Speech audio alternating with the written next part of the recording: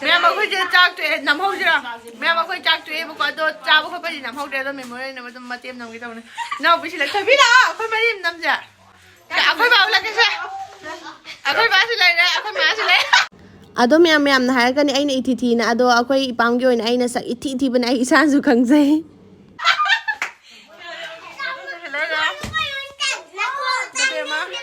Na khơi mà bộ.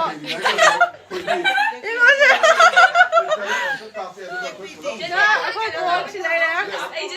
Nè tông tông. Cho nên là ít đồ.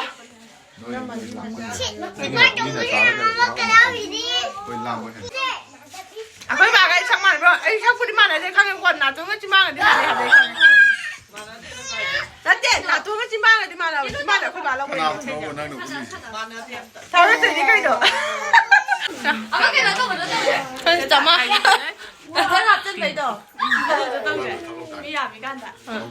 Đó lấy đây, ina nó pigi masa, mahaki mama ulah ketus le. Ingat ni sih? Mahaki mama ji. Mahaki machi ra hang pada gi. Ado miyam hojik sa IPL tori dena ko ado IPL li have da temu ko da sang opinion pirega yam no prize phang have da su lotus365.in da. Is the question miyam ma lagani Heidi who will win match or who will win toss ko 50+ hen question lagani masila da sang opinion da pirega yam no prize ma ma phang gi. Ado na lotus365 ta changa ga register to piro or 365 bonus phang biyo. Masida 10 million hen leba users sing su sanari ba. Ado masida cricket khakta na ne ko 200+ hen question miyam ma lagani ko ado da sang opinion da piro ado yam no prize ma phang go. Ado lotus365 jam also celebrities in the brand ambassador way because Agarwal Nawasuddin Sunil Sethi Neha Sharma Urvashi Rutela ko aduna me am isukin ngai oi dibo ko direct chatlaga register to biro lotus365.in da aduna me am ai comment box ta pin taro ko me subscription na ti to biro Mahaki machi ra hang pada gi yam thamoi kai gre kai. Oi, Luhan.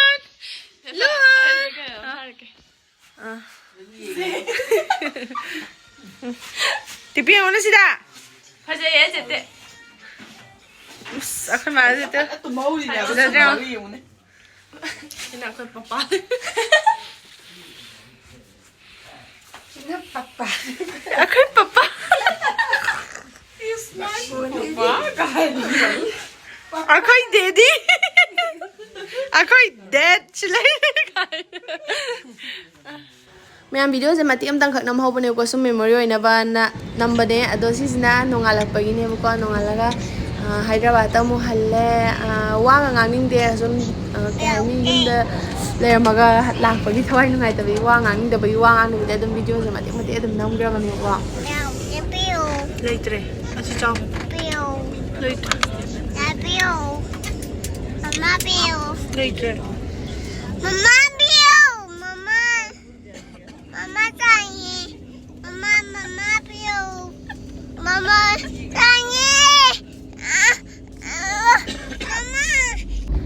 Miyam akhoi chatle je ko Manipur da gina Guwahati bo hana chatle flight put change tawde ba ko Guwahati da mi miyam kum horaga Hyderabad yoga da mi miyam tong khala ga akhoi Hyderabad da chatli ne yengo Manipur je am phajaman ba ge ina nam ni am nusi na sum memory na ba dum tha ba ne ko akhoi chahi ama makhai ama natraga ama makhai smile le ga yum thok toine aduduna adum thawai nuai ta na wa yam pangan dre hoji Guwahati yo wai zo ina mati ama number ne ko adum video jida adum hap ke na video je mate ni de yamna yam phaja video di ore ko sayol ju dum tum gare ma ji ni ngai to ya ba to maga haidi kai no khang ni cha ge da hai lei ba ko ado ma tung gare ma tung gip da gi khara ko me video ga number je khara phange ai ju dum ithana dum paknam da na maga dum chatle hoje Guwahati da gi pai doram ne bo ko sum kan je aduga sdaidi thôi nungai da dum chatle da na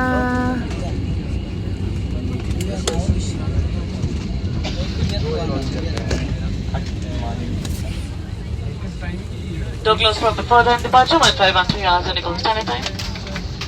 Nasai Manipur dagi Guwahati bo lak pada ni am tumning bane ta hojik tumning dire. Tumning aga hai. Ga tu atia karo lake.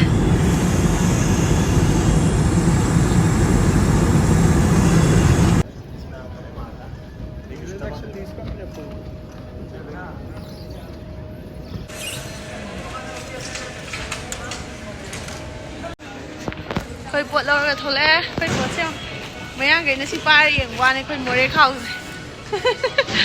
phi rồi ngài tên này xin á tất tần à vâng hầu gì dầu rồi tôi yếm nhờ cả biryani ở đó cho sao rồi ní thàm á biryani cha được ní sao thế ngó ơi sao cứ tung chưa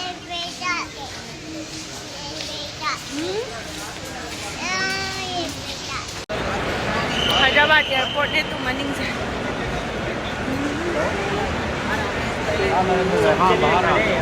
taxi là ní đó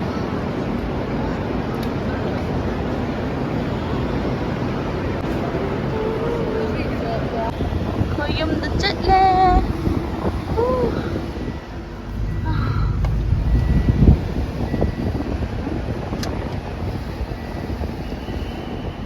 airport Ma'am, anh hồi Hyderabad rồi đấy, tụi em nhớ dùng về bút chai lấy ai bút chai khá bút đi sân kia quá, tôi bút chai đi đó, yam cái nào nó làm vậy không ạ? Yam mình chẳng nghe yam nói thế thà mà nếu bút khơi nó thua làm gì đó, thà mà cái mà tầm gì cái số lấy tờ quan đi để chở không chôn là không không tờ quan mang cái chấm này không đi yam nói thế yam mình chẳng nghe 아까 여기 짜투통 그거 짜짜이 뒤인데 그거 뭐지 하는 거 뭐 짜짜이 그거 아또 아이가 시 짜통을 그거 비리아니 오인 order tꯧ래 그거 하디 amuk ching đâu cái chợ lâm đài lôi thuộc kim dương mà tang chữ rồi đấy là đây còn là tàu nó sẽ được cung ban mà khai đây là thu nhập của nông đàn kìa là biryani oin order tꯧ래 tụi anh trai tao là mình có biryani cha phăng cái hai vị tiệm hở rồi tụi cái dùng dân nghe nung ai thì hai thầy hai cái nung ai nên là mới qua hai thì không có gì nung mà tặng là bữa chậm mà này thảm mà thì cái thứ lấy tụi anh chắc tụi em hầu gì umrok ama chiu bagi umrok sam si re buka umrok ma picture ni hai je ado Hyderabad da yam sai yumdana khara weather yam nungai buka hauji kan hai ta hauji kan yumdana weather nungai ba du Hyderabad da kusa ma fian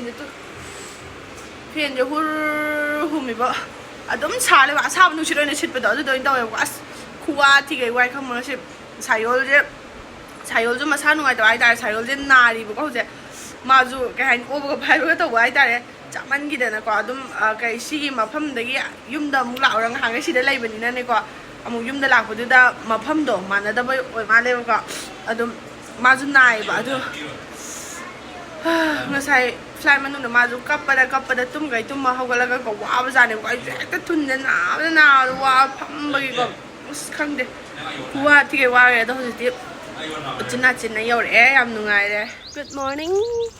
Ma'am hojik na ayuk ni ba ko ai ngarang yore nungda wa manana dum tumme dana ko ado hoji breakfast tawre breakfast tawre ne ko ai pot thin mala ine mi gi tapak pa ju adu du gai na por pa khara da ge dum pi ba ko ado keno to ba ai na thin jaloi dam ne ba ko adum thilam ge taw ne ba hai di sayol do pati bhai dai ba do gari do yadra ba ko ina thongna da ba khoi gari do yadra ba ko adu du gi ai moi de hidak lei ya do hidak lo boy na moi gi pot se dum pu bi ram ne ko yung chakai ka jokker ge am yare adune sai jam tu mai le me si ma pham jina aina ahan ba le ma pham do tu quarter je ahan ba le ma pham do adugum ba dane ba khoi duna khara asom ke hai ni khara lapna re ba ko hojik ti han yam nak na man do moi da pot se piramani wow lo ek pot se tu khu yaw ya laga smai dum la am ne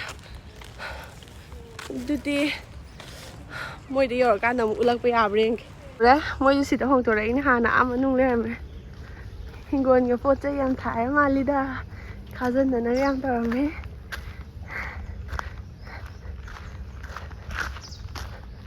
xiên đêm yam thai tu ko moi ja aka chin de le me ne ko si da hong to đấy ni ai cái quả tai na tu si da sning si de ne Hyderabad ihan hana lag ba da thungja ba pham hay no gam da kan ra ma chang ani kan ko ha to ai ha as chong khat la ha chứ ne hui je da phu chana lo ji thala ban mai jo ꯑꯩꯗꯤ ꯆꯤꯛꯊꯠꯄ ꯌꯥꯔꯣꯏꯍꯦ ꯑꯩꯗꯤ ꯍꯩꯁꯦꯟꯅꯤꯡꯒꯤꯅꯤ ꯃꯊꯛꯇ ꯊꯝꯃꯝꯒꯦꯀꯣ ꯆꯤꯛꯊꯠꯂꯕꯅꯤ ꯅꯪ ꯍꯥꯠꯂꯒ ꯐꯖꯅ ꯊꯥꯡꯒꯠꯂꯝꯃꯦ ꯃꯁꯤ ꯌꯥꯝ ꯆꯤꯛꯊꯠꯂꯦ ꯍꯥꯏꯕ ꯄꯥꯎ ꯇꯥꯏ ꯆꯤꯛꯊꯠꯂꯤꯁꯤꯡꯁꯦ ꯃꯉꯥꯜ ꯑꯅꯤꯉꯥꯝꯕ ꯁꯤ ꯂꯩꯔꯦ ꯃꯣꯏ ꯆꯥꯛꯁꯪꯗꯣ